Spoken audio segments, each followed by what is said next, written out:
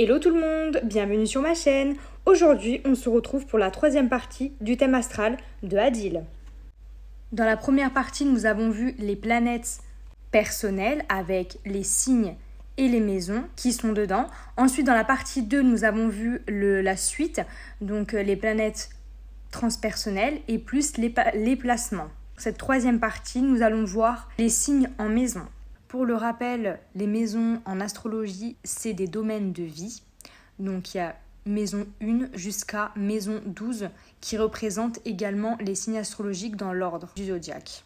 Et dans notre thème, on a toutes les maisons. Avant de commencer les maisons une par une, il y a 4 axes assez importants dans les maisons. Donc ces 4 axes, donc ça concerne la maison 1, 4, 7 et 10. Maison 1, c'est l'ascendant, maison de la personnalité. Nous avons du coup l'ascendant, donc le descendant, qui sera toujours le signe opposé à l'ascendant. Donc Adil a ascendant Vierge et son descendant est Poisson, qui est représenté par la maison 7. Donc la maison 7, c'est les relations avec les autres, amoureusement. Sur la carte, nous avons le milieu du ciel qui est repérable, du coup MC qui veut dire milieu du ciel, qui est la maison 10, la maison qui représente le milieu professionnel. Et ensuite, on a son opposé, donc il l'a en Gémeaux, donc du coup son opposé, c'est Sagittaire en fond du ciel, qui représente la maison 4, qui est les racines, les choses familiales. Les 4 axes seront toujours dans le fonctionnement des maisons pour tous les thèmes. Donc évidemment, ça change en fonction du thème astral de la personne. Donc ça va pas être ces signes-là, évidemment, c'est logique. Mais voilà comment ça se présente. Et après, du coup, on va décortiquer tout ça, donc une par une les maisons. Maison 1, donc c'est l'ascendant, comme je vous l'ai dit. Du coup, donc Adil a ascendant Vierge. Donc on l'avait vu dans une vidéo précédente. Maison 2, donc c'est ce que je possède extérieurement et intérieurement. Donc c'est en lien avec l'argent, les acquis, et tout ce qu'il s'agit de possession extérieure ou de qualité. Elle exprime la manière dont on conserve l'argent et les possessions, comment nous comportons dans ce domaine de vie. Donc dans ce domaine de vie, donc il a la balance, donc ça donne des gains provenant d'une activité artistique, d'union, de contrat, d'association, d'activité en rapport avec les autres, une aisance financière favorable. Maison 3.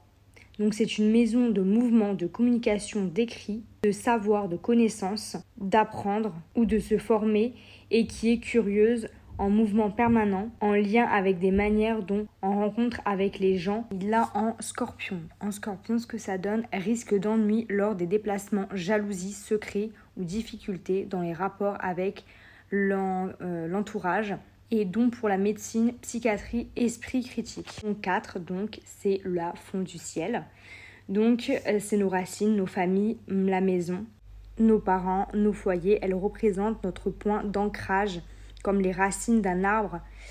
Nous montrent ce qu'on a besoin émotionnellement pour nous sentir en sécurité et décrit également l'ambiance dans laquelle nous avons grandi, environnement familial. Il a en Sagittaire, possibilité de foyer étranger ou de plusieurs déménagements, au moins 2 marquants, ambiance philosophie au foyer, marquée par une grande ouverture d'esprit, besoin de confort au foyer, indépendant au sein des conventions familiales. Maison 5. La maison 5, elle est représentée par la créativité, de l'amour, du plaisir des enfants. C'est une maison de détente, de l'amusement, du flirt, laquelle on peut tomber amoureux, qui détermine le type de partenaire, celle qui nous demande de rayonner et de prendre notre place. Et il l'a donc en Capricorne, donc loisir assez rare ou plutôt sérieux, effectue dans la solitude, fidélité et constance en amour, parce que le Capricorne est un peu plus dur, un peu plus sérieux, un peu plus structuré, donc ça casse un petit peu le côté fougueux du lion. Maison 6. Maison 6, elle est représentée par le travail de la santé au quotidien, pour voir quel type de travail ça ne pourrait nous correspondre. C'est également aussi en lien avec l'alimentation, l'hygiène de vie et tout ce qui concerne et tout ce qui permet à la personne de s'améliorer autant physiquement que psychologiquement. En gros, c'est une maison de développement personnel. Là, en Verseau, donc favorable à tout travail indépendant qui demande de l'originalité et ingéniosité, un esprit progressif, inventif et humanitaire, peut réussir dans un travail en rapport avec l'électricité, le magnétisme, l'informatique, l'astrologie, les sciences modernes, l'aviation, les techniques de pointe. Maison 7, donc la maison 7, c'est le descendant. C'est ce que je recherche comme type de partenaire qui m'attire et comment j'envisage les relations. Et aussi ce que je suis profondément en moi-même, l'autre, le miroir qui me permet de prendre conscience de moi-même. Et il l'a en poisson. Là, donc c'est risque de tromperie, éloignement dans l'union, sacrifice, possibilité de déception ou de idéalisme, après selon les aspects de Neptune. Donc il faut creuser à ce niveau-là. Comme beaucoup de choses là, c'est un peu global ce que je dis, mais après s'il y a un domaine en particulier, une thématique, il faut toujours creuser, voir un petit peu ce que ça donne dans l'ensemble de la thématique. 8. Mes ombres, ma sexualité. C'est là où se trouve tout ce qui est tabou, caché et qu'on pourrait appeler notre part d'ombre, ce qui est devenu transformé en lumière, nos peurs, nos impulsions. Elle parle aussi de sexualité, de psychologie, des profondeurs, associées à la connaissance de soi par l'auto-analyse, la métamorphose à travers d'expériences intenses et transformatrices. Il a en Bélier. Utilisation des dons psychiques de façon active ou imprudente. Héritage provenant du père, demande de travail sur la colère et les conflits intérieurs. Maison 9, elle est en lien avec l'étranger, les voyages, les hautes études, enseignement supérieur, mais aussi les sujets psychologiques, philosophiques, juridiques, psychologiques et plus globales, avec quête de sens, la spiritualité et de recherche de la sagesse. C'est une maison d'expansion, elle recherche des perspectives, elle nous aide à trouver les grandes lois qui réagissent dans notre vie. Elle nous demande de partir à l'aventure et d'agrandir nos horizons. Et il l'a en Taureau. Donc en Taureau, ce que ça donne, besoin de poser ses idées de façon réaliste, trouver une application concrète, car en fait, il est un peu sceptique par rapport à... Parce que le Taureau, c'est un signe de terre, donc du coup, signe de terre, ils sont vachement sceptiques, réalisme, donc ils ont un peu de mal à idéaliser les choses, un peu à divaguer. Et les voyages... peu nombreux, mais peuvent être bénéfiques financièrement, idées matérialistes. Maison 10, milieu du ciel. Donc, vocation professionnelle, mon but de vie, ce que j'offre au monde, notamment à travers mes réalisations professionnelles.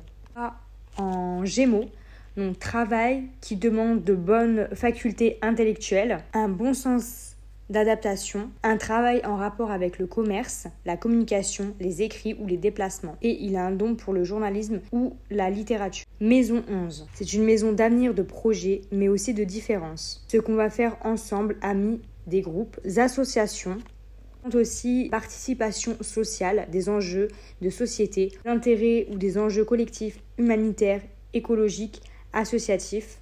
C'est une maison en fait d'amélioration des conditions sociales et mondiales. Donc c'est représenté par le Cancer.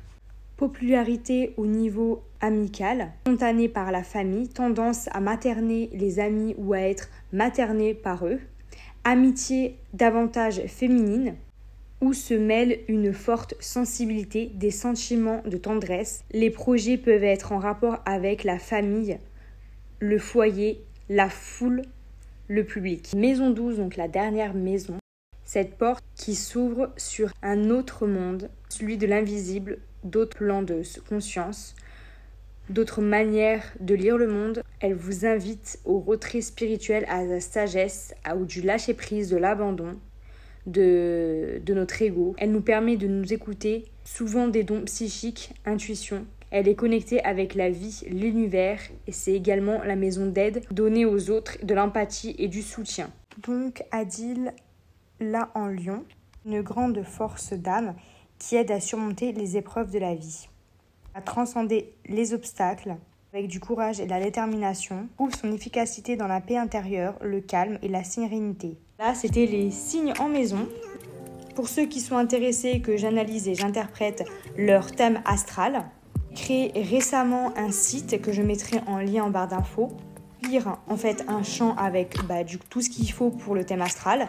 Et ensuite, ça permettra aussi de mettre tout ce qui est dans l'astrologie uniquement, bien sûr, et aussi d'avoir des cours d'astrologie pour voir, pour ceux qui s'intéressent plus, parce que les vidéos c'est bien, mais aussi de faire un petit thème. Tout est gratuit, à part je demande une participation de 1 € pour des cours un peu plus approfondis, mais tout est gratuit.